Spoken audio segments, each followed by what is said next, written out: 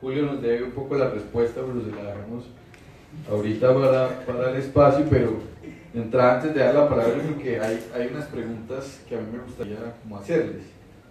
Pues bueno, está claro, y yo creo que también hay una presión importante, y es mucho hay en estas campañas de, bueno, el plástico, o sea, como que todos somos responsables del cambio climático, y se intenta desconocer que hay un modelo extractivista responsable, que hay unas potencias que tienen una huella ambiental mucho más grande, como se ha dicho, India, China, Estados Unidos y demás.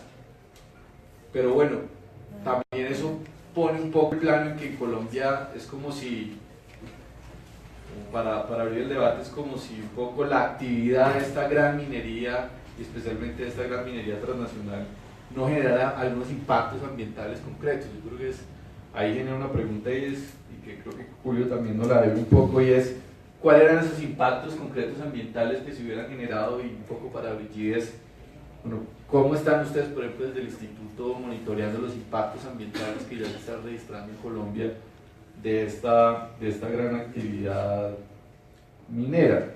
Hay una segunda pregunta que yo quiero dejar puesta antes de otras preguntas allí, es ¿cómo conciliamos eso? Encontramos un actor muy poderoso como la Global Ashanti, que puede comprar el consejo, que puede comprar la alcaldía, que puede, digamos, inclusive ha estado acusada de participar en asesinatos de líderes sociales y demás. ¿Qué herramientas tiene la gente para hacerse escuchar? Si no es, por ejemplo, este tipo de consultas y hacer valer sus derechos. Pero también para Julio la pregunta al revés, y es, bueno, ¿cómo en un municipio, por ejemplo, de Cajamarca, donde ahorita consulta por todo? También hay unos cuestionamientos de parte de las grandes mineras, pero también desde sectores ambientalistas, de que hay actividades agropecuarias muy dañinas frente al ambiente, y no todo es blanco y negro. Creo que hay unos matices importantes a manejar. Y la pregunta es realmente qué hacer cuando hay una clara apuesta gubernamental, a pesar de la crisis económica a nivel mundial y de los clarísimos impactos ambientales, por profundizar ese modelo extractivista. ¿Cómo prevén ustedes que frente a todo lo que viene esa conflictividad entre comunidades y un modelo económico que no se piensa en una transición distinta, sino que lo que se ve claramente en las políticas gubernamentales es la profundización de ese modelo transnacional? Entonces, no sé si alguno de ustedes quiera hacer un aporte o una inquietud. Jaime, tienes la palabra. ¿Alguien más quiere? Tú. Entonces yo creo que nos podemos, Andrés, podemos ir como Jaime. David. Yo quería, digamos, como revisar dos cosas. Digamos que en este proceso de un ejercicio de soberanía, que lo llamaríamos nosotros el derecho de un pueblo a decidir qué hace con su territorio, hay que evaluar que a la Constitución del 91, que reconoció al constituyente primario como la máxima autoridad, se le robaron ese derecho. Y al robarle ese derecho, los ejercicios de Es importante que hablemos los ejercicios de planeación popular los convirtieron en consejos de aconsejar. Toda la reglamentación de la participación en Colombia termina en un sistema nacional de participación, que son consejos de aconsejar. Entonces, se robaron, digamos, está secuestrado el derecho vinculante del derecho de un pueblo a decidir qué hace con su territorio. Esa es una tarea, digamos, lo que hacen los compañeros hay que saludarlo, porque hemos guardado, como dijeron algunos estudiantes en Argentina una vez, hemos guardado un silencio bastante parecido a la estupidez. ¿En qué sentido? En que no hemos salido a reclamar, hablamos de participación política, hablamos de democratización, pero si una tarea urgente en este modelo, llamémoslo burgués de Estado Social de Derecho, si no reivindicamos el poder vinculante del constituyente primario en la toma de decisiones, siguen diciendo, sale la exministra, sale todo el mundo a decir, sí, pero eso es una consulta. Es una consulta y ellos tienen el poder por arriba para avasallar y decir que eso no tiene fuerza frente a las decisiones que pueda tomar el gobierno nacional desde sus códigos de minas. Pasar por encima de la decisión y hacerlo por encima de todo. Lo importante allí es que se volvió un tema público. Y bueno, un tema de votos, un tema electoral. Entonces, las consultas siguen siendo una herramienta importante y valiosa para recordar que debemos luchar por el poder vinculante que tiene el constituyente primario en la toma de decisiones como parte de la autonomía y la soberanía. Esa es una herramienta que hay que rescatar. Sí hay que seguir haciendo consultas, pero también allá de los acuerdos, la implementación de los acuerdos y dentro de las tesis hacia el nuevo partido, ¿sí? Una tesis, debemos salir a defender el poder vinculante del constituyente primario. Si eso no es una tesis, digamos, de debate público, pues nos quedamos haciendo consultas que nos van a derrotar por encima de las decisiones que tomen. Yo lo diría acá, ¿no? Hemos buscado, André Gunderfran en el 77 intentó buscar una palabra diferente y yo lingüísticamente también lo he intentado, pero es una especie de lumpenburguesía que vive de vender derechos en favor, algo así, intervencionismo de Estado en favor de particulares, pero unos particulares fundamentalmente multinacionales y transnacionales que van contra el derecho de un pueblo a seguir luchando por lo que quiere en su territorio y financian lo ilegal y lo legal. Tiene que ver con la corrupción. Bien. Gracias. Bueno, mi nombre es Juan Camilo Quesada, estudiante, alumno de Brigitte en la Universidad Javeriana. Y bueno, estaba estudiando fuera del país y acabé de llegar y tengo como algunas inquietudes de acuerdo a lo que he podido seguir desde fuera y un poco lo que he visto ya estando aquí.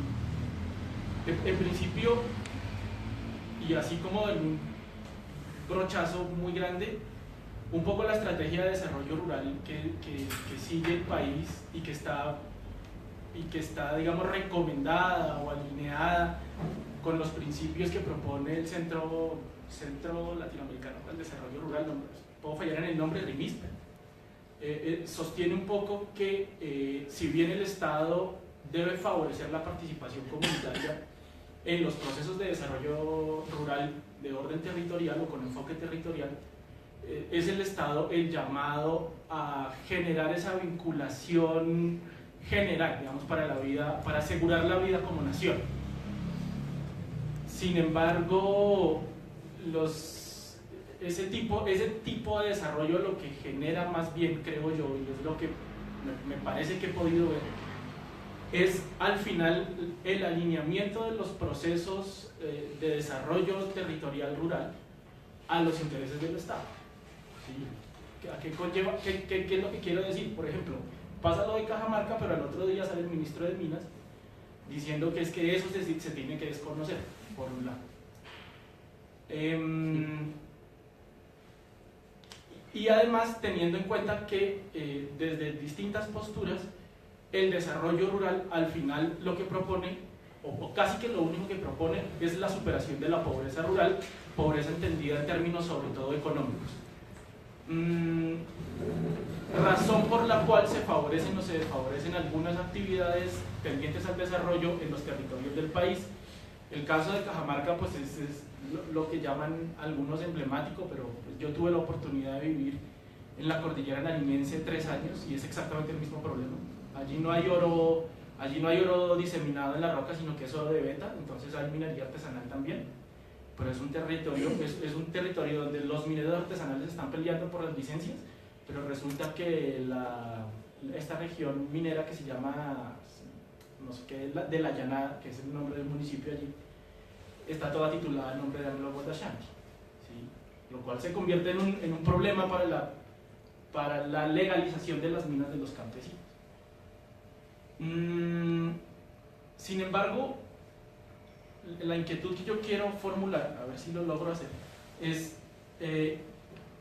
finalmente no solamente es el oro, sino como señalaba Brigitte, también es las represas, también es el petróleo, también es el carbón, también es la palma africana, también son los cultivos de arroz, también, digamos, el extractivismo no se remite únicamente a lo que nosotros conocemos como los commodities, ¿sí? El extractivismo, entendería yo, es una forma ligada al proceso de producción de mercancías de un tipo específico.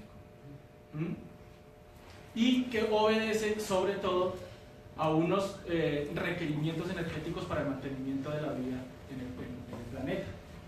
¿Sí? Entonces, más o menos la pregunta que quiero hacer es cómo desde los procesos locales, como el de Cajamarca, se están repensando también la transformación del modo de vida sobre el planeta, porque me parece muy importante no solo generar el proceso de consulta o de aprobar o no un proyecto minero en un lugar, sino pensar cómo eso está interviniendo en un modo en el que nosotros estamos utilizando los recursos, por llamarlos en el modo económico, del planeta. Eso es todo. Buenas noches. Bueno, un poco en la dirección que dice el compañero, como 3 asuntos. El primero, creo que esto tiene que ver con diferentes ejemplos puestos en diferentes puntos de la geografía nacional, con el modelo de desarrollo que ha adoptado el país desde hace mucho tiempo, y que precisamente fue uno de los temas que en el proceso de paz no entró directamente en la agenda. Pero creo que este tipo de ejercicios ponen sobre la mesa la necesidad de discutir el modelo de desarrollo que tiene el país. Porque si los vemos de manera aislada, cada uno en su geografía o con la problemática específica, perdemos, digamos, la globalidad del problema y de lo que está pasando con la ruta que está siguiendo el país.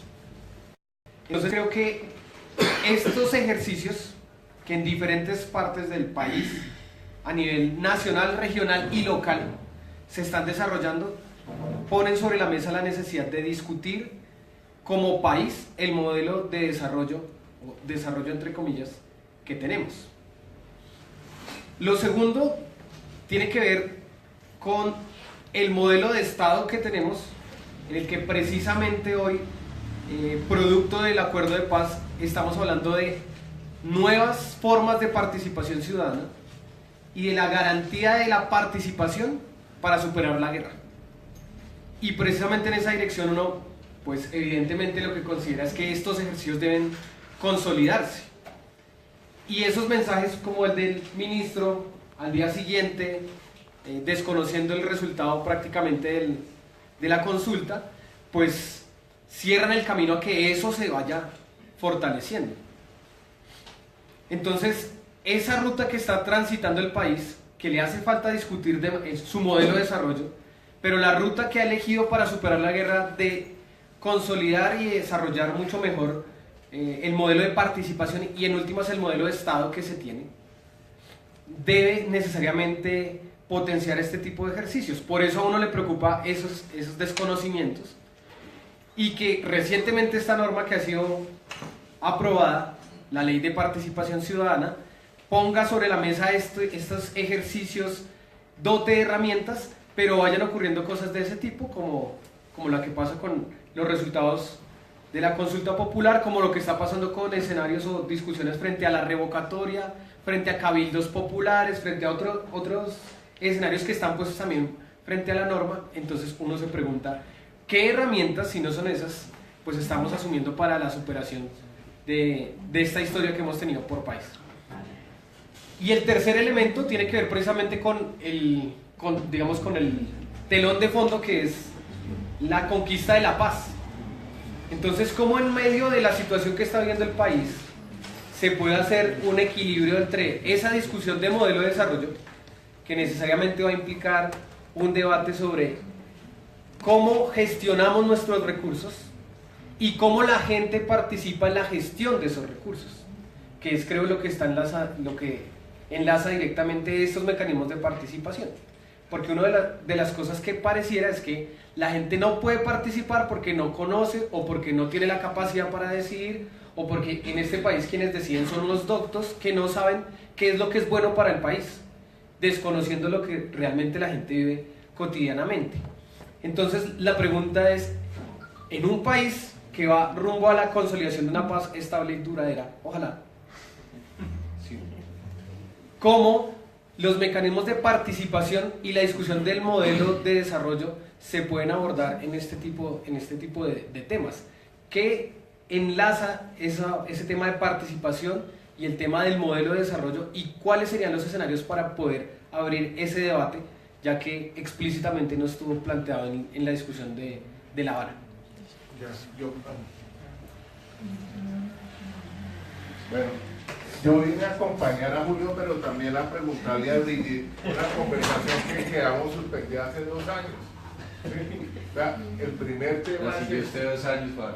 2 años para poderle volverle a preguntar lo mismo. Entonces, pero primero le hago los... Oiga, hay 2 cosas frente a esto. Es que el proyecto de La Colosa no es cualquier proyecto. Es decir, es el proyecto, es la segunda o la tercera reserva mundial de oro más grande del mundo. ¿Sí? Estamos hablando de 28 millones de toneladas, 28 millones de onzas Troy, ¿sí? Que sería muy superior a cualquiera de los proyectos mineros que está desarrollando ahí. Segundo, nosotros no nos metimos por capricho a Cajamarca, ni llegamos ahí en paracaídas, ni esto. Nosotros llegamos ahí porque estamos haciendo una investigación en el Congo. Y resulta que en el Congo, Anglobol financió un grupo paramilitar y financió una guerra civil allá. Se iba a hacer un proceso lo iban a llevar al Tribunal Penal Internacional y ellos se volvieron a salir con el cuento de que eran los contratistas y esos contratistas habían contratado a otros subcontratistas que fueron los que organizaron el grupo paramilitar allá. Y entonces se salieron por eso y no fueron juzgados. Fue en Utrecht donde nos dijeron, ojo, póngale el ojo a Anglobol Ashanti, porque donde Anglobol Ashanti llega hay problemas muy graves. Tercero, hay una cosa que se le olvidó a Julio, y es que Cajamarca, cuando nosotros llegamos, ya había tenido 2 pescas milagrosas. Habían cerrado toda la plaza del pueblo y se habían llevado como 40 personas. Había habido una matanza antes que fue conocida como la matanza de la noche de niebla, donde aparecieron niños guerrilleros de 6 y 8 meses de camuflado, ¿sí? Entonces, ahí, antes de la llegada de Anglobol, hubo un proceso de limpieza social ahí en Potosí, hasta donde el anterior alcalde, 2 alcaldes anteriores, estuvo preso y a su hermano fue desaparecido. Es decir, eso no era una cosa que es que llegaron ellos solamente a hacer un proceso de exploración y ellos no, el gobierno no dejó, nosotros sacamos una historia sobre eso y en una pelea muy grande dijeron que no la dejaban publicar porque había una concertación de frente. Bueno, el tercer hecho que tiene que ver con Brigitte es esto. Resulta que ellos tienen un proyecto de apoderarse de toda la cordillera central. Es decir, toda la cordillera central es una zona beta de oro.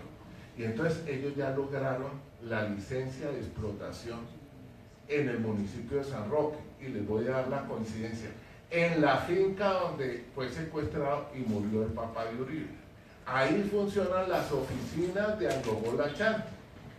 ¿Sí? Entonces, en los balances que ellos habían presentado habían dicho que habían hecho una inversión en gobernanza en 132.000 millones de pesos, eso se llama mordida, porque ¿dónde aparecen esos 132.000 millones? Cuando sí, entonces dicen que fue el negocio con Uribe para hacer entonces lo que ellos dicen es que quieren coger toda la cordillera central entre los 1.600, 1.600 y 2.000 metros e ir subiendo a ver cómo empatan, ¿sí? Lo de San Roque con lo de Cajamarca. Por eso es que ellos pidieron 2.600.000 hectáreas en títulos mineros. Fue la empresa que más títulos mineros le entregó el gobierno de Uribe. Pero viene la pregunta para Brigitte. Brigitte, el tema es la discusión sobre páramo. Nosotros allá creemos que esa zona donde nace la estrella hídrica, ahí en el cañón de Araime, ahí hay un páramo porque hay unos nacimientos de agua, es decir, ahí se hace el proceso de absorción de las matas, de los helechos del agua, y eso es una cama de agua.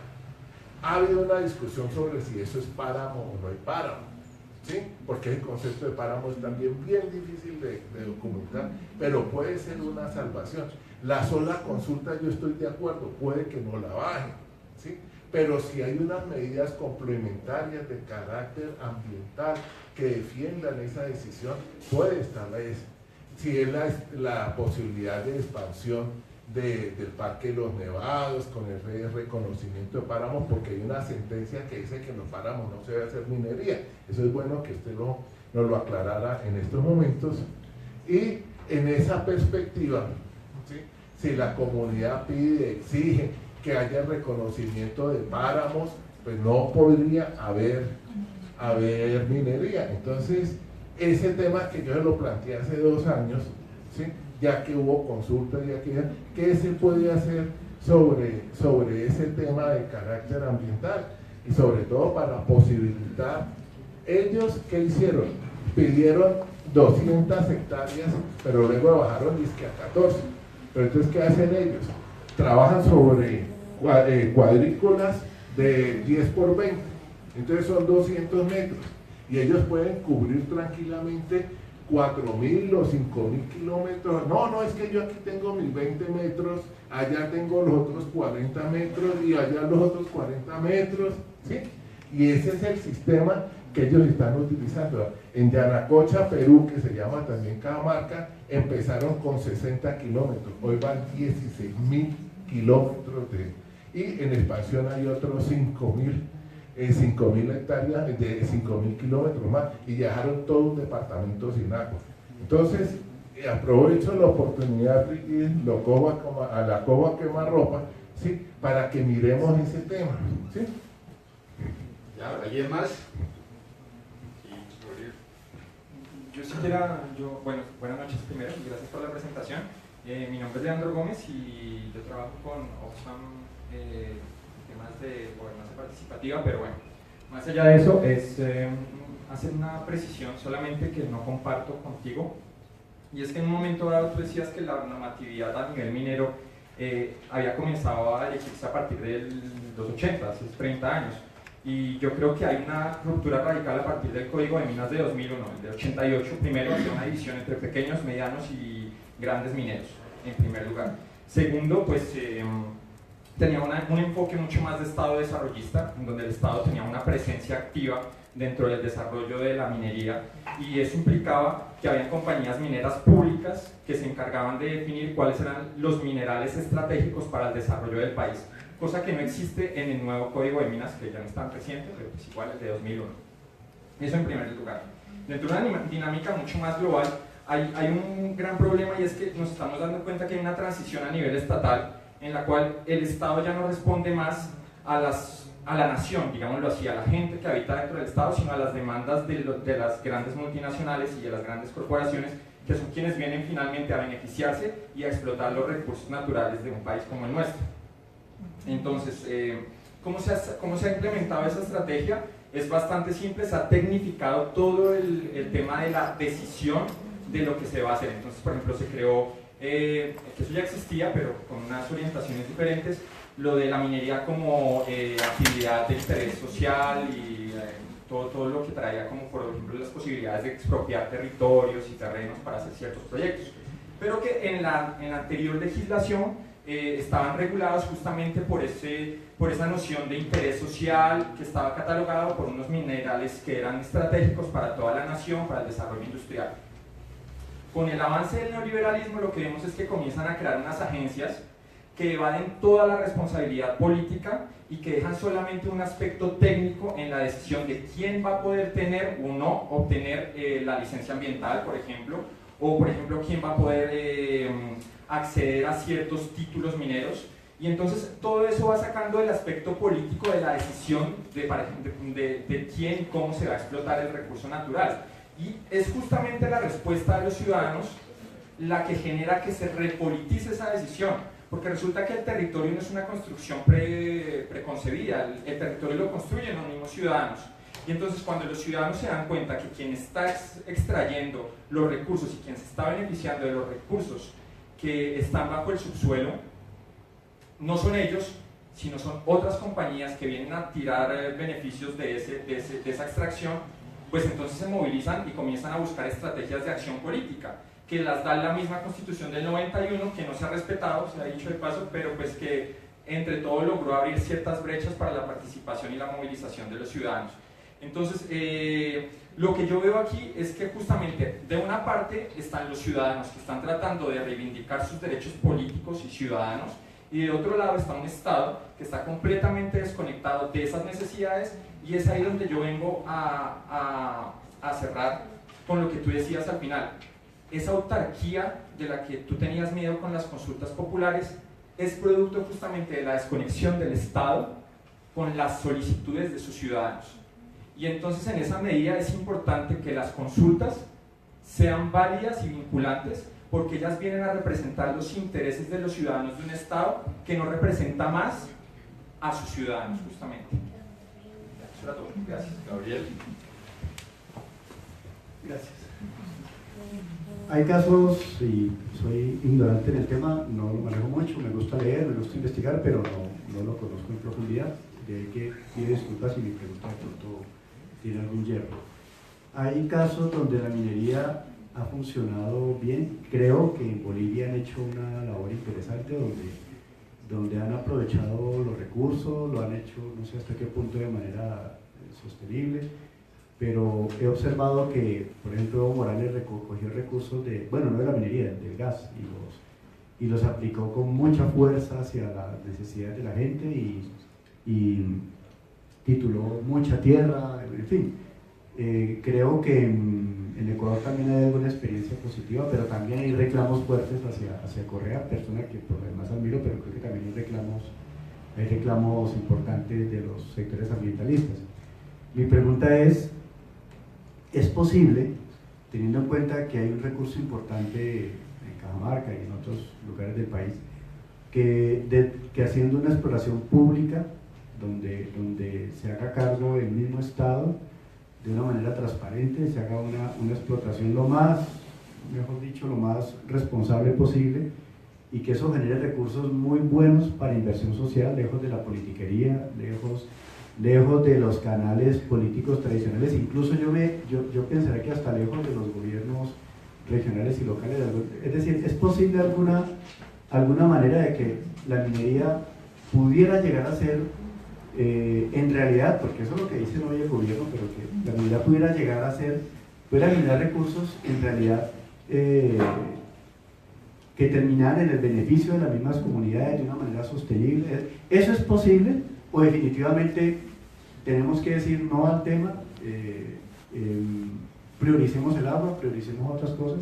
¿Hay algún punto medio en todo esto? Digamos, ¿hay alguna manera intermedia donde hay alguna experiencia en otros países, no sé si los que mencioné u otros, donde sí haya hecho bien y haya terminado el beneficio de la gente? ¿Es posible un punto medio o no?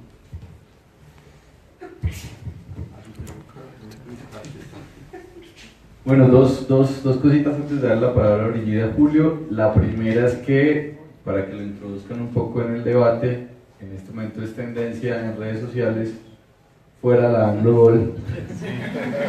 Producto, digamos, creemos nosotros que humildemente estamos aportando en esa tendencia. Pero pues también es en relación a el comunicado que da a conocer hoy la AngloGold, en la que informa que definitivamente se va de Cajamarca, plantea que ellos insisten en que se puede desarrollar minería y otras vocaciones productivas, pero que llevan ya una cantidad importante de años en el territorio y que ven grandes dificultades para desarrollar ese proyecto. Entonces, para que un poco lo introduzcan allí. Lo segundo, nos hacen una pregunta por Facebook Live, que creo que no es solamente para Brigitte, para Julio, sino para buena parte de los que estamos aquí, y es cómo construir un proyecto político coherente, alternativo, que pide respeto por la consulta popular en Cajamarca, pero que de alguna forma no lo fue tan contundente o coherente, según quien escribió la pregunta, con los resultados del plebiscito. Entonces, el plebiscito vota no, pero igual el proceso de paz siguió adelante, se firmó y estamos en un proceso de implementación de los acuerdos. En eso hay que decir que buena parte de los sectores alternativos pues estamos con la paz. Y bueno, ¿cómo relativizamos, o sea, la pregunta nos dice que estamos relativizando las consultas, ¿no? Hay unas consultas que nos gustan y otras que no nos gustan, es como lo que de alguna forma plantea la pregunta. Y yo quiero concluir con la pregunta que hace Gabriel. Un país con tantas necesidades básicas insatisfechas, con tanta pobreza, con tanta exclusión y también con unas posibilidades económicas producto de la minería en sus diferentes dimensiones, proscribir plenamente la minería, Julio, por ejemplo, no sacar nada, digamos, de allí, o es posible ese punto intermedio que plantea Gabriel. ¿Qué posibilidades económicas le quedan a este país también? Creo que más allá de la minería, claro, hay otros modelos productivos, también un poco porque a veces nos quedamos mucho en el diagnóstico. Desde esferas no gubernamentales es muy fácil criticar, pero bueno, estamos siendo gobierno. ¿Qué significa tener una serie de posibilidades económicas y unas necesidades materiales que resolver a la población? Entonces ahí ¿cómo ven ustedes la cosa? Porque Julio también es pues no solamente líder social, sino que se ha presentado a la alcaldía de Cajamarca, seguramente va a ser un político que vamos a ver en los próximos años, yo creo que no solamente en el Tolima, sino en Colombia, y bueno, es una pregunta que creo que todos los colombianos y las colombianas debemos hacer. Entonces vamos a invertir un poco la cosa, le damos la palabra a Julio y termino allí. Bueno, muy bien. Pues realmente todas las dudas, las preguntas que han hecho son un universo de información ¿no? Yo trataré de ir como sacando algunos puntos.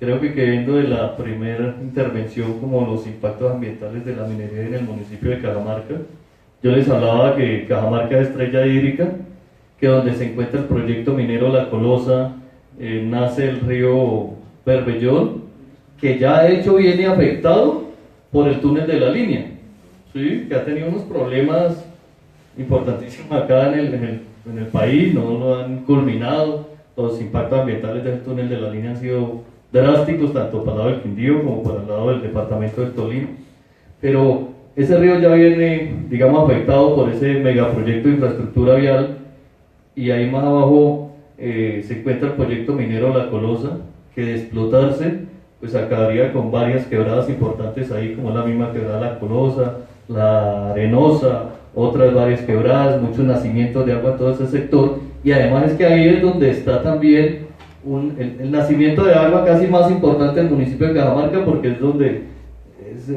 nace una quebrada que se llama Chorro Blancos. Dice Chorro Blancos porque una cascada hermosísima ahí pega al pueblo, y si explotan ese proyecto minero La Colosa, pues obviamente va a tener un impacto en las fuentes hídricas, especialmente en la cuenca de Chorros Blancos, que es donde está la bocatoma del acueducto del casco urbano de Cajamarca. O sea, son 10.000 habitantes del casco urbano que se verían afectados de manera directa. Aparte de eso, afectar el río Berbellón, que ya viene afectado por el túnel de la línea, y pues se afectaría no solo Cajamarca, sino todos los municipios del Plan del Tolima, incluyendo Ibagué, El Espinal, Los Arroceros, todos los municipios, ¿sí? Además hay que ver que si tumba la montaña, pues ahí no va a haber agricultura, ahí no va a haber bosque. Ellos hablan de que, bueno, que ellos reforestan, pero ¿cómo se recupera un bosque virgen que siempre ha existido ahí para beneficio nuestro, que lo tienen que tumbar y tienen que sembrar otros árboles? ¿Sí? O sea, ¿hasta cuándo volvemos a tener esos beneficios ambientales? Uno se pregunta eso, ¿cómo se hace para refaunar? ¿Sí? Eso pues trae unas consecuencias ambientales ahí que todos nos preguntamos. Sobre todo el tema del agua es importantísimo para nosotros, ¿sí? Mire, Cajamarca es despensa agrícola de Colombia, pero también la agricultura que nosotros desarrollamos allá es una agricultura química. Es una agricultura que desde la década de los 70 y 80 nos lo vendió el mismo gobierno, las mismas empresas que producen agroquímicos, que para mejorar la productividad. Pero el día de hoy el campesino en Cajamarca y en el país todos decimos, bueno, caímos en la trampa del agroquímico porque no nos está beneficiando. Nosotros, por ejemplo, en Cajamarca, el impacto de la agricultura química en las fuentes hídricas es alto, ¿sí? En el suelo, ¿sí? En la salud humana, ¿ya? Pero el debate también está bueno, en que es mejor tener una montaña, que se esté haciendo cierto tipo de agricultura, a no tenerla. Entonces, que no tenerla implica que no vamos a tener agua, ni bosque, ni agricultura, ni suelo, ni territorio. Es que en Cajamarca, donde está el proyecto minero La Colosa, ahí era una vereda que llamaban Diamante, ¿sí? Y lo que llegó el proyecto minero y desplazó todas las familias que había en esa vereda, y esa vereda para nosotros ya no existe en el municipio. O sea, nuestro territorio se está transformando. Eran 43 veredas, ahora tenemos 42, y si se empieza a expandir, porque es que ellos hablan de crear un distrito minero entre el departamento del Quindío hasta la ciudad de Ibagué. Es todo un cañón donde ellos han identificado minerales, especialmente oro, ¿sí? Y no es solo una vereda que se va a afectar ni un solo municipio, sino es toda una región con impacto en 2 departamentos. Por eso es que el departamento del Quindío, en Calarcá, Pijao, Salento, están hablando de convocar a consultas populares, porque es que el proyecto minero de La Colosa no solo está en Cajamarca, sino que trasciende la montaña, ¿sí? Y pasa al lado del departamento del Quindío. Eso es importante. Y a mí me parece, por ejemplo, que alguien hablaba como alternativas, pues, bueno, que si solo se puede, o sea, hacer minería o digamos, si se puede eliminar la minería o se puede convivir con ella. Nosotros en Cajamarca realmente no le estamos diciendo no a la minería en el país, ¿sí? Nosotros le estamos diciendo no al proyecto minero La Colosa, porque es que está en una parte estratégica para la producción de agua, para la conservación de bosques, para la producción de alimentos, con una cantidad de cosas, ¿sí? Pero no quiere decir que nos estemos negando a la minería en el país, ni que necesitemos de la minería para nuestras vidas, ¿ya? No estamos en contra de los mineros artesanales de nuestro municipio ni en ninguna parte del país. Además, lo que estamos considerando y buscando dar un debate desde el municipio de Cajamarca ante el país es a que el modelo extractivista se le dé una transformación y que tenga, digamos, unos impactos positivos en las comunidades. Una cosa es hacer minería en los llanos y otra cosa es hacer minería en la cordillera central andina como Cajamarca, ¿sí? Los impactos son completamente diferentes, ¿sí? Es preocupante ver cómo la comunidad utiliza unos mecanismos legales de participación ciudadana para tomar decisiones, ¿sí? Como en una consulta popular sobre el tema minero, el uso del suelo en el municipio de Cajamarca, y al otro día sale el ministro de Minas a decir que las consultas populares no son válidas y que lo que dijo la comunidad de Cajamarca no se debe tomar en cuenta. Y a nosotros nos preocupó bastante, primero porque salió a hablar como si fuera el dueño o el gerente del Anglogol y no fuera el ministro de Minas, ¿sí? Tanto que la misma noche que nosotros le ganamos la consulta al Anglogol emitió un comunicado donde manifestaba que de una u otra manera aceptaba la decisión del pueblo y que iba a mirar jurídicamente qué era lo que ocurría, ¿sí? Fueron más objetivos y más tranquilos la misma multinacional que el mismo ministro de Minas. Y uno dice, bueno, pero es que el ministro es nuestro ministro, no es el ministro del Anglogol, ¿sí? Y habla más fuerte que los mismos del Anglogol, ¿sí? Ahora hablando, digamos, hoy, el día de hoy, Anglogol Ashanti ha manifestado mediante un comunicado que ellos se van a retirar de Cajamarca aceptando la consulta popular. Ellos realmente se retiran provisionalmente, es decir, es que por orden de la casa matriz en Sudáfrica, ¿sí? Le mandaron a decir a ellos, acá en Colombia, concéntrense en Gramalote, Antioquia, que tienen permiso de explotación. Esa Roque, la mina que estamos diciendo. Exactamente. Kilómetro 67 de la vía Medellín-Puerto Berrío. Bueno, entonces los lineamientos desde Sudáfrica a Colombia es que ellos se concentren allá y que desde allá le muestren al país que se puede hacer una minería responsable, sostenible y todo lo que ellos manejan, ¿ya? Y que dejen a Cajamarca unos años, un tiempo relativamente quieto hasta que el agua se calme, ¿sí? Para volver a intervenir. no es que se retiren del todo, ellos no van a dejar el proyecto más importante del país abandonado porque la comunidad en una consulta popular fue contundente en sus resultados. ¿Sí? Nosotros en Cajamarca, y más una multinacional que en Cajamarca en el país ha jugado no tan claro. Cajamarca, como les digo, llegaron ocultos, después manifestaron ya quiénes eran. Hay que recordar también que por ahí en el 2012-2013 Cortolima hizo un seguimiento y encontró que estaban captando agua de manera ilegal, que no les habían dado unos permisos. Para eso el Ministerio de Medio Ambiente les interpuso unas multas muy bajas realmente por una multinacional, 130 millones de pesos que por violar la ley, ¿sí? Pero realmente la multinacional Anglo Chanti no es que se vaya del todo de Cajamarca. Lo que pasa es que van a dar quieto ahí y estratégicamente se van a concentrar en Antioquia y en otras partes del país, ¿sí?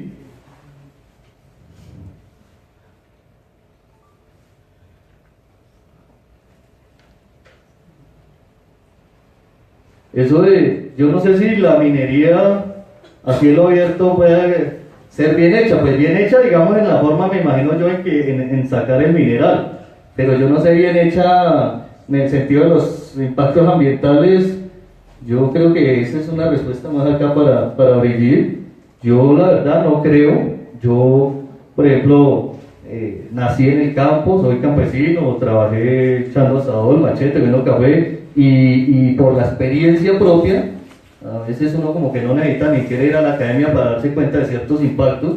Hay un nacimiento de agua y el campesino extiende su frontera agrícola muy cercana al nacimiento, el nacimiento de agua se seca inmediatamente, ¿sí?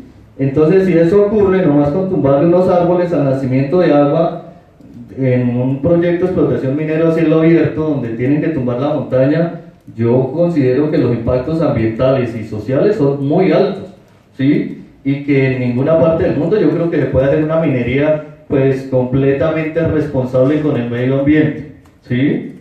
Eso realmente yo lo dejo en prejuicio ahí porque no veo esos resultados. Listo. Entonces, yo lo que quiero también acá antes de concluir es que las consultas populares en Colombia son vinculantes. Y son vinculantes porque se desprenden de la constitución política, porque hay dos leyes que justifican esas consultas populares. Está la ley 136 de 1994 y está la ley 1757 de 2015. Nosotros utilizamos el mecanismo de la 1757 para Cajamarca. En Ibagué, que también están trabajando el tema de la consulta popular, la están trabajando bajo la ley 136 del 94. Y además estas leyes, por ejemplo, plantean que la decisión que tomen las comunidades en esos territorios son de carácter obligatorio para sus gobernantes, sea el alcalde, sea el gobernador o sea el presidente de la república. También me parece que si la constitución, la ley, le da a los territorios locales unos mecanismos para que opinen, para que ayuden a decidir el uso y vocación del suelo, no comprendo cómo cuando se utiliza este mecanismo de participación ciudadana, el gobierno nacional busca desconocer en el territorio las decisiones. Y además me parece que eso es un hecho violento. Si estamos hablando de acabar la guerra y la violencia que históricamente ha dominado este país, ¿sí? Y que la paz se construye en los territorios, se plantea, ¿sí? Y bueno, si no se está escuchando a la población en el territorio, las decisiones que están tomando, lo que están construyendo desde el gobierno central, pues significa que nosotros estamos bajo una dictadura minera y que no se está construyendo la paz en los territorios, que están vulnerando los derechos de los ciudadanos en estos municipios, en el caso de Cajamarca, esta consulta popular. Bueno, por la altura de la noche y además por la calidad de las preguntas, podríamos quedarnos un buen rato, son muy, muy importantes para eventualmente otra sesión. Sería muy chévere alargarla. Yo me quisiera concentrar en el tema del constituyente primario. Me parece que realmente de lo que estamos hablando aquí es pues, de las limitaciones tan grandes que tiene la democracia colombiana y que han ido profundizando la ruptura entre los distintos actores digamos, de las decisiones. Porque yo también soy constituyente primaria, yo voté y voto por el gobierno, perdí, siempre pierdo las elecciones, pero digamos en una nación que acepta una constitucionalidad de ese tipo, pues me toca aguantarle al gobernante, y de hecho trabajo para el gobierno por el que no voté. Si hiciéramos consulta, como me preguntaron esta mañana los mineros de Santurbán, en Betas y en California, la voluntad del constituyente primario es que haya minería. Y la van a hacer. Ya la están convocando y quieren una consulta para que haya minería. Y son mineros de hace 400 años. Es decir, aunque están siendo cooptados también por empresas, por grandes empresas, mantienen muchos de ellos, digamos, la tradición, y se han agrupado, y unos son en pequeñas empresas, otros son cooperativas, y resultaron muy perjudicados con la delimitación del páramo. Y seguramente así empezaríamos a encontrar, digamos, respuestas contradictorias en distintos municipios de Colombia, y a distintas escalas. Y insisto, la ruptura es importante. Como yo no soy experta en minería, y soy muy honesta, y agradezco las precisiones del compañero Oxfam, tiene toda la razón, digamos, hay mucha más graduación en la transformación de la normatividad minera y de la aproximación a la minería. ¡Oye, y ese pito! En el 2009, de desregulación de todo. En lo ambiental desapareció el Ministerio de Ambiente.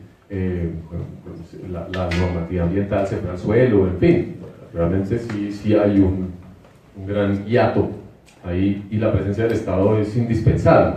Pero ¿cómo se construye el Estado? Entonces es solamente el Estado nacional con unas pretensiones de legitimidad tremendas, con una tecnocracia, digamos, arrolladora frente a lo local, que tiene, pues es el que está en contacto, digamos, con el ecosistema, el que está en contacto y depende del agua, de la fertilidad.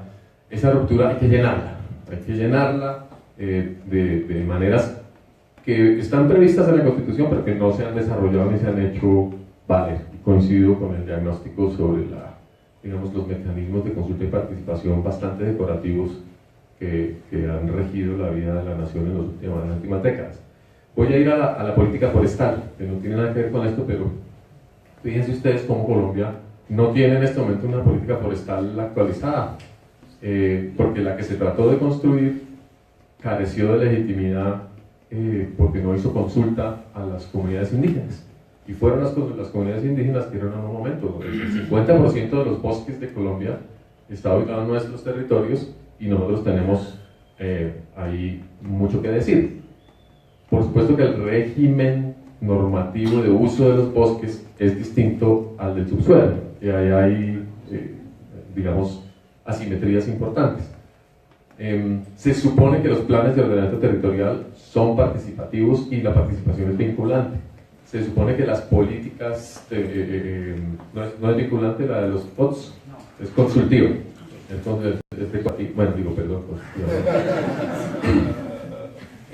se supone que muchas de las políticas de este país deberían ser ampliamente consultadas para generar legitimidad, y yo solo les voy a poner el ejemplo de la política de biodiversidad, que es una política en la cual participé activamente desde la universidad en el año 2009, 2010, 8, 9 y 10, y fue adoptada en el 2011. El presupuesto de socialización y de consulta de la política y del plan subsecuente siempre desaparecía. Siempre había que recortarlo, siempre era el último que se podía aplicar, porque pues la prioridad es otra cosa, y normalmente el proceso de consulta y de discusión de estas políticas pues ya es bastante reducido. Es simplemente, la idea es un trabajo de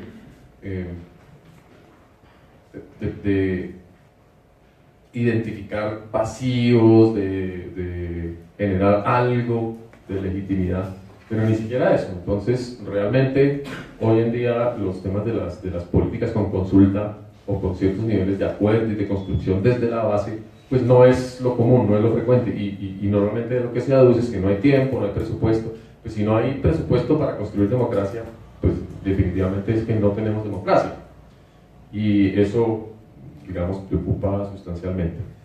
En relación con los impactos de la minería, hay tema de limitación importante y todo el tiempo lo hemos mencionado, y es que las decisiones de ordenamiento del país no son tridimensionales. Y en lo que corresponde y compete al Instituto Humboldt, tienen más que ver con la transformación de las coberturas, que es donde está la biodiversidad. Y siempre hemos llamado la atención de que el ciclo hidrológico es un ciclo que involucra la dinámica de las aguas subterráneas, la infiltración, y ahí es donde están los riesgos más grandes, los riesgos de pérdida de nacimientos, de contaminación de las aguas subterráneas, en fin. A ese respecto, ni el Instituto ni yo tenemos ninguna capacidad de decir nada, porque no sabemos cómo somos, por nuestra misión y nuestra ciencia, no lo vemos. Y debería ser el Servicio Geológico Nacional, o debería ser el IDEAP, o deberían ser otras agencias las que estuviesen trabajando en los temas de riesgo hidrogeológico, y ahí tenemos vacíos importantes. Eso hace que el tema de la delimitación de páramo sea una aproximación basada en el principio de precaución y basada en la aproximación o en la certeza de que en los páramos se capta el agua de lluvia y la escorrentía se infiltra en el páramo, y que es indispensable proteger el ecosistema páramo. Y por eso le piden al Instituto estudios para hacer la delimitación de páramo, y eso es lo que hemos venido haciendo conscientemente, cegándonos respecto a los usos del suelo y a otras normativas, porque el páramo es el páramo. Lo que nos han preguntado es defina cuál es el páramo, para bien o para mal. Y eso hizo que, por ejemplo, los municipios de Verdas y California quedaran dentro de la línea. Eso ha creado, digamos, mucho descontento. Por ejemplo, como también están prohibidas las actividades agropecuarias, pues hay 125.000 personas en los páramos que llevan viviendo y comiendo el páramo, y que de un plumazo, digamos, pierden su actividad y su modo de vida. Yo estoy completamente en desacuerdo con que eso suceda y que sea un efecto de la aplicación ciega de la ley. Al fin y al cabo, la Corte Constitucional nos le ordena al Ministerio de Ambiente que evalúe los efectos de la minería en Colombia en 2 años. Le da 2 años para garantizar que hay que se alimenta de manera técnica las decisiones por venir en todos los temas mineros.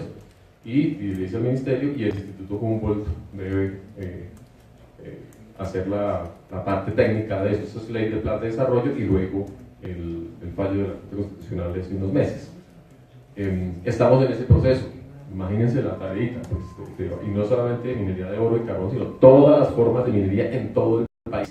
Hacer una especie de blueprint, como dicen en inglés. Entonces, bueno, estamos proponiendo ensamblar un equipo de expertos, al menos 50, 60 expertos.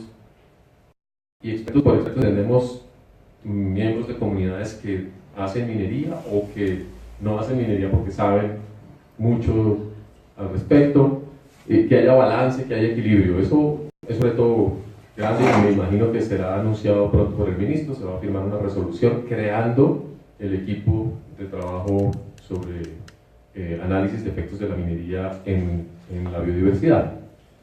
En el caso de la colosa, la adopción, digamos, de las reglas de juego del páramo, que es el Atlas a escala 1/100.000, hace que una parte importante del polígono que tiene la concesión de AngloGold quede considerada como páramo.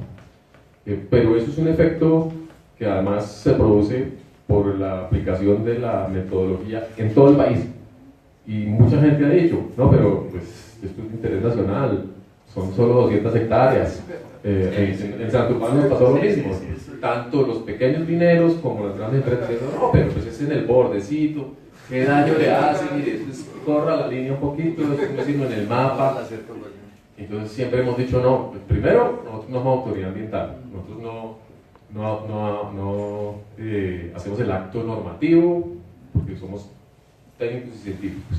De manera que si se va a modificar la línea, hágale, pero el criterio tiene que provenir de otra fuente, no es la fuente técnica la que va a justificar jugar con el límite. Ahora no es jugar, en los parques nacionales existe la posibilidad de concertar el límite en las áreas protegidas con la gente. De hecho, es una obligación para que el área protegida tenga mayor legitimidad y sea Luis, más perdóname, aceptada. pero Sí. entonces está en discusión en estos momentos el tema del páramo y de la Claro, incluso ellos nos han allegado estudios de muy buena calidad en los cuales la conclusión es que las áreas que el Atlas y nosotros identificamos como páramo no lo son. La respuesta es que la resolución a la que se hacen los estudios es la que indica la naturaleza del ecosistema. Si nosotros trabajamos a unos 100.000, aparece un páramo que es el que la ley dice que se va a usar para referenciar. Si entramos a mirar metro a metro, si aquí es páramo, si aquí no es páramo, si aquí es páramo, por supuesto que aparecen islitas, como usted bien decía con el tema de las cuadrículas, aparecen islitas de páramo en medio de la alta montaña, islitas de alta montaña en medio del páramo, porque ecológicamente no hay una frontera lineal. Entonces la empresa, con un estudio, como les digo, milimétrico, encuentra que parte del título no es 100% páramo bajo la definición ecológica que tenemos. Puede ser cierto en términos del milímetro a milímetro, pero es que uno no legisla milímetro a milímetro, ¿cierto? Sino requiere una perspectiva del territorio, y si la autoridad ambiental o el país dice no, hay que mejorar la escala, la resolución y bajar de 100.000 a 25.000, de 25.000 a 2.000 y a 1.000 para que se trace un límite absolutamente milimétrico y sobre el páramo milímetro a milímetro no va a haber actividades, pues eventualmente, pero yo no sé quién va a pagar esos estudios. Siempre hemos dicho eso es prácticamente imposible. El mismo profesor Antoine Cliff, que hizo un trabajo en el norte de Ecuador precisando al máximo con un análisis matemático de la presencia o ausencia de plantas de páramo, después de muchos años de trabajo y de muchos millones de dólares invertidos en expertos y en ecología, pues llega a una serie de conclusiones que también y todavía no llegan a una escala 1.000, sino 1.10.000. Es decir, hacer ese ejercicio para definir si se da o no se da un permiso, pues no tiene por qué estarlo pagando el país, no tiene por qué estar pagando el contribuyente. Entonces, digamos, ese es el estado de cosas. Ahora estamos diseñando mucho más basado en el tema de biodiversidad, el área protegida santuario de flora palma de cera del Quindío. Realmente, en este caso, en el área de Tochecito, donde hay más de 600.000 palmas adultas, jóvenes y en el bosque en muy buenas condiciones, y es increíble que Colombia no tenga un santuario o un área protegida de su árbol nacional. Entonces estamos ya a punto, digamos, de concluir la fase de estudios. El ministro ya anunció desde el año pasado la creación de esta área, lo que toca es refinarla y que parques nacionales proceda a hacer la consulta con la Academia de Ciencias, que es el procedimiento.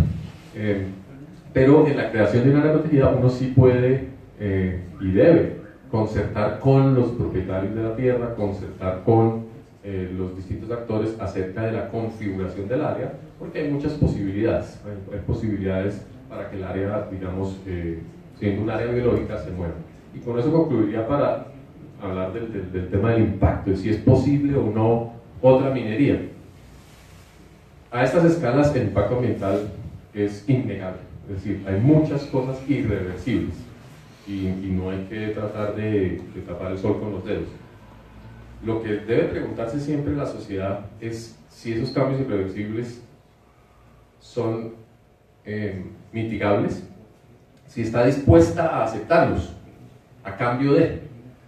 El profesor, ahora se me olvida el nombre, el profesor australiano que invitamos unos 5 años, Ron Albrecht, de la Universidad de Perth, acuñó el término solastalgia para hablar de el remordimiento generacional que se siente cuando se tomaron decisiones que hoy en día se ven como equivocadas. En Australia hay muchas minas de carbón, ustedes saben, y minas de carbón de hace 50 años, que ya están abandonadas, están en fase, están, digamos, cerradas.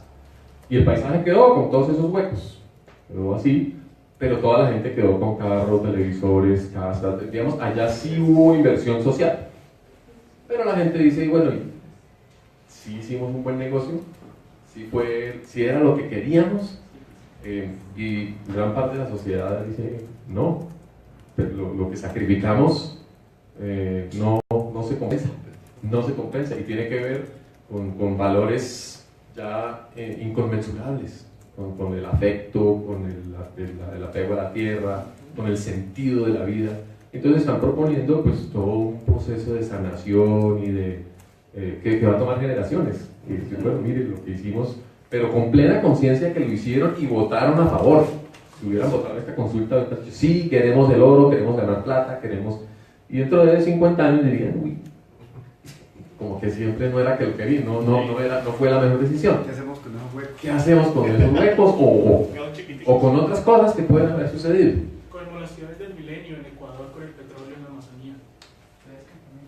Igual, eso, por ejemplo. No, y como son promesas de largo plazo, y por eso es tan importante el estudio de las consecuencias históricas de la minería. Es tan importante aprender las lecciones de esos procesos y no, insisto, en no maquillarlas, sino decir, bueno, miren, esto nos fue regular, quiénes ganan, y solo la distribución de los efectos, también porque claramente ahí tenemos un tema distributivo gigantesco. Los que se quedan con el hueco y los otros que votaron que sí, pero pues que tienen casas en Miami, que tienen seguridad para las próximas generaciones sin haber incurrido en corrupción, aparte de eso. Entonces uno dice, bueno, hay que tomar la decisión, pero es una decisión de fondo, no es la decisión de cortar un bosque que de golpe dentro de 25 años con medidas de restauración y con cariñito, ecosistémicamente hablando, yo he hablado de destrucción y de reconstrucción y de destrucción relativa, porque digamos en el ensamblaje biológico de los ecosistemas uno tiene ciertos rangos de posibilidades, cierta flexibilidad. Por eso los indígenas, pues digamos, pueden tener agricultura de tumba y quema y pueden tumbar la selva, y la selva se renueva en 40, 50, se hace rastrojo y hay un ciclo de vida ahí inmerso, y por eso los canadienses pueden aprovechar bosques en el norte y esperar un ciclo de 125 años a que se renueve, y mientras el paisaje se maneje, la fauna también se va moviendo y la vida se renueva en ciertos ciclos.